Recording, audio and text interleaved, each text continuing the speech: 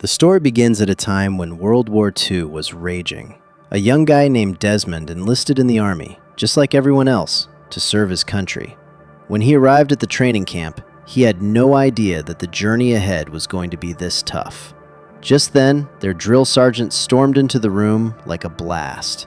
He was yelling so loudly that anyone standing nearby could have gone deaf. A soldier named Smitty was playing around with a knife at that moment. When the sergeant suddenly burst in, he got so startled that the knife ended up stabbing straight into his own foot. And one poor soldier did not even get the time to put his clothes on. Sergeant Howell was exactly the kind of soldier you see in movies. Loud, aggressive, and always making comments about people's looks.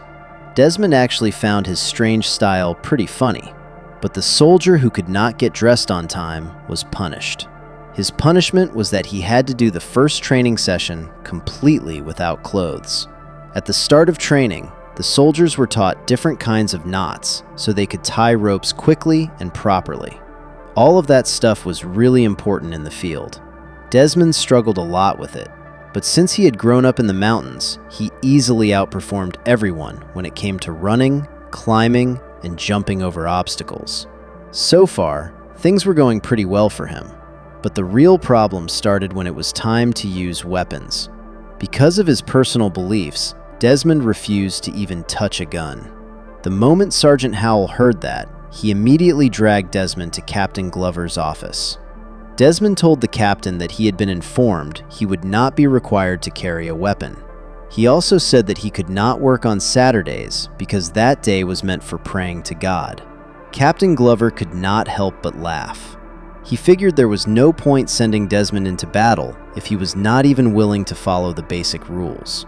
After that, Desmond was sent for a mental evaluation because the captain felt he was not fit for service. Meanwhile, Sergeant Howell was busy humiliating the other soldiers and putting them down. He told everyone about Desmond and how he had refused to fight. "This guy wants to go to war," he mocked, "but he does not want to fight. Amazing." He warned everyone not to rely on Desmond for anything in battle. That same night, before lights out, Desmond was looking at a picture of his fiancée that he kept inside his Bible. Suddenly, Smitty snatched the Bible from his hands. But Desmond did not get angry. Calmly, he just said, "Come on, man, give it back." The next day, Desmond went in for his mental examination. He explained that he was perfectly healthy and did not have any illness. He said he was just a little different, someone who had strong faith in God. He was not crazy.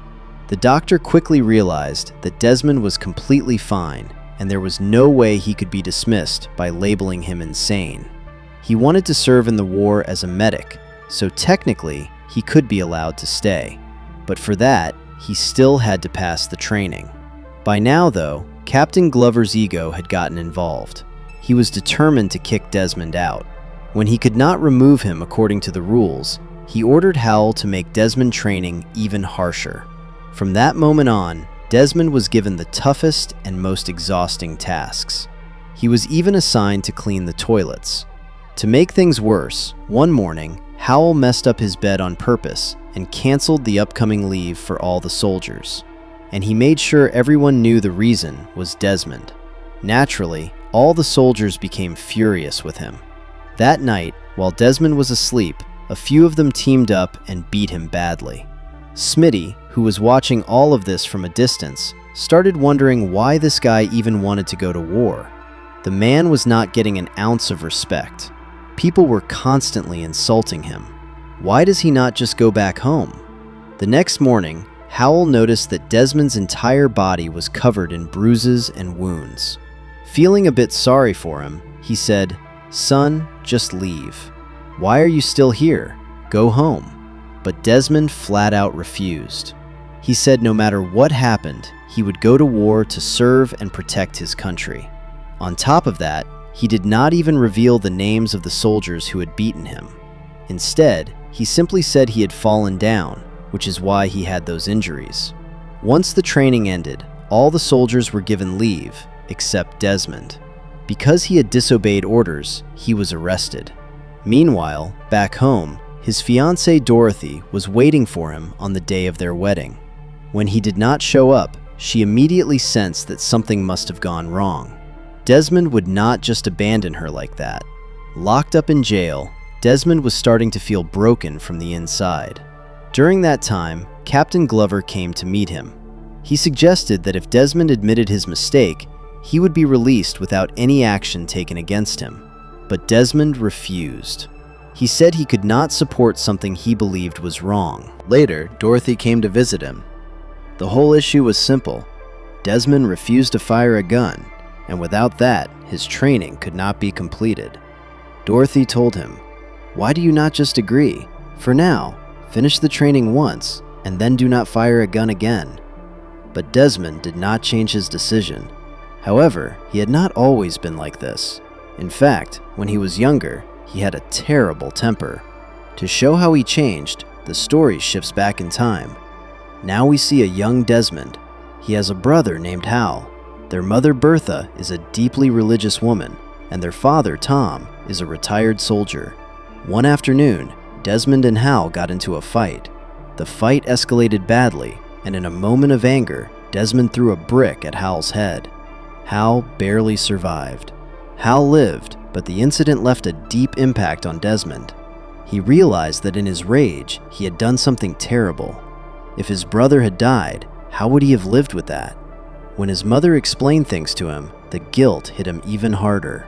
From that day on, the angry boy slowly turned into a calm and gentle person. One day, he was doing some work at the church. Suddenly, he saw that a man had been in an accident. Without hesitation, Desmond ran outside. To stop the man, heavy bleeding, he used his belt as a tourniquet and quickly rushed the injured man to the hospital. The doctor even praised Desmond for using his quick thinking, which had saved a life that day. Watching the doctors and nurses working there awakened an old dream inside him. Desmond had always wanted to become a doctor and help people, but he had never gotten the chance to study for it. That same day, Desmond noticed a nurse named Dorothy.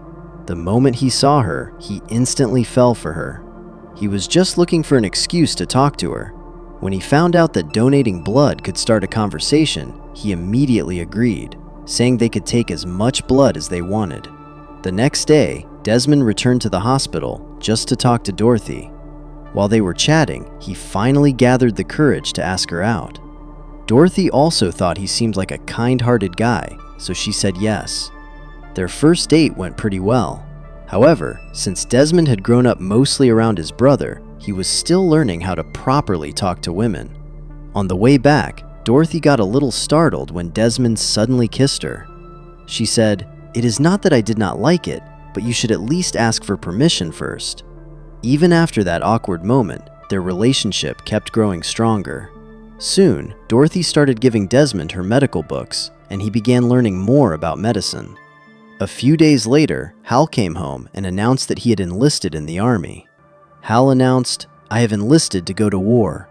He chose to tell the family only after everything was finalized, because he knew they might try to stop him if he said it earlier. Their mother hated even the word war, because she believed taking someone's life was a crime against God. And when Tom saw Hal wearing a military uniform, painful memories from his own past came rushing back. He had fought in wars too, and all the close friends he grew up with had died in those battles. The war had taken everything from them, and after that, Tom had fallen into depression and started drinking heavily. Angry about his son's decision, Tom kicked him out of the room. After that, Desmond told his mother, "Mom, I am also going to join the army, but not to take lives. I will go as a doctor to save people." The next day, he told Dorothy the same thing. She did not like the idea at all. To her, it felt like Desmond was risking his life for no reason. But Desmond said, "Our country needs us. If we do not fight, who will?" Then he added, "But before I leave, I want to marry you." For a moment, Dorothy was shocked, but then she agreed. Their wedding date was set. Before leaving for war, Desmond went to see his father, who was standing near the graves of the friends he had lost in battle. With bitterness in his voice, Tom said they were all fools, always talking about dying for the country. In truth, Tom was terrified of burying one of his sons, and deep down, he did not believe Desmond would come back alive, especially because after almost killing his brother in childhood, Desmond had sworn never to harm anyone again. According to Tom, that is not how wars are won. Soon, the day came for Desmond to leave for training. Dorothy gave him a Bible, and inside it was her photograph, a symbol of their love and trust. Everything that happened during his training we already know. Now, Desmond was locked up in jail, and Dorothy could not figure out how to get him released. When she ran out of ideas, she called Desmond's parents for help. The next day, Desmond's father arrived at Fort Jackson wearing his old military uniform decorated with all his medals. Without hesitation, he asked to speak with his former commanding officer, who had now become a brigadier. Meanwhile, Desmond court-martial had begun. Desmond stood firm on his statement that he was innocent. Just as the verdict was about to be announced, Tom arrived with a letter written by the brigadier. The letter reminded everyone that according to the country constitution, a person has the right to refuse actions that go against their deeply held beliefs. Not wanting the issue to grow into a bigger controversy, the authorities dismissed the case and dropped all the charges against Desmond. Now he was finally allowed to go to war as a medic without carrying any weapon. Overjoyed, Desmond and Dorothy finally got married and spent their first night together. In 1945, Desmond's unit was deployed to Okinawa Island, Japan. They were about to jump straight into the battlefield. As soon as they arrived, the sights were horrifying. Piles of dead bodies were being cleared away like garbage. That is when they realized they were there to replace the soldiers who had already died. The surviving soldiers from the previous division were merged with Captain Glover's unit. There, Desmond met 2 other medics. They also learned about a place called Hacksaw Ridge. The American Army had tried 6 times to capture it, but each time the Japanese forces had crushed them. The enemy often deliberately targeted medics so that wounded soldiers would not receive help. Because of this, Desmond had to remove the medic symbol from his uniform so he would not attract attention. For protection, he was given a helmet. Within a few days, their unit reached Hacksaw Ridge. Capturing this location was crucial. Once it fell, the entire island would essentially be under control. The American forces quickly began their assault. Heavy bombing started to weaken the Japanese defenses, and soon the battlefield was covered in thick smoke. Taking advantage of the chaos, their unit began climbing toward the top, ready for battle. But they had no idea how brutal the fight was about to become. As they moved higher, the Japanese forces responded with devastating bombardment. Soldiers started dying one after another. Through it all, Desmond kept helping as many wounded men as he could, even those who had been left behind earlier. Several times, Japanese soldiers came dangerously close to killing him, but Smitty managed to save him whenever he got the chance. Smitty kept fighting and protected Desmond many times. After a long and terrifying battle, night finally fell. The Americans decided to hold their position and set up camp there so they could capture the entire ridge the next morning. Howell warned everyone that going anywhere alone was extremely dangerous. He told them to stay inside their foxholes and not wander around. But Desmond was still out there, risking his life to rescue wounded soldiers. He did not want a single man to die if there was even a chance to save him. Ignoring his own safety, he went out searching for survivors. Desmond managed to save several wounded soldiers and brought them back. After that, he and Smitty rested together in a foxhole. By now, Smitty's attitude toward Desmond had completely changed. Watching Desmond risk his life to save others had earned him a huge amount of respect. The two shared a few laughs, and their bond grew stronger. When Desmond finally fell asleep, he began having terrifying war nightmares. In the dream, the enemy had entered their trench and killed them both. Shaken, he told Smitty about the dream. Smitty was stunned. "Even in your dream, you did not pick up a weapon when the enemy was about to kill us? Man, you are something else." Since there was not much else to do, Desmond began telling him his life story. For years, his father had been an alcoholic who would beat his mother, and Desmond had helplessly watched it happen every day. One day, when things got out of hand, Desmond confronted his father. He grabbed Tom's gun and pointed it at him. But instead of feeling powerful, he saw his father collapse to his knees and start crying uncontrollably. His father had become that broken because of war. That same gun had cost him many of his closest friends. From that day on, Desmond swore he would never pick up a weapon again. Smitty then shared his own story. He had never seen his father, and his mother had left him in an orphanage when he was just a child. By morning, the Japanese army launched a counterattack. The American soldiers were still half asleep when the heavy bombardment began. Because of the intense attack, Howell ordered a retreat. Their navy tried to cover them, but the Japanese bombardment was extremely dangerous. During the chaos, Smitty was badly wounded, but Desmond did not panic. He lifted his injured friend and carried him to safety. With no other choice, the American army completely withdrew and came down from the ridge. Desmond could have left too, but he did not. He could hear the cries of wounded soldiers who had been left behind. He decided he had to save them.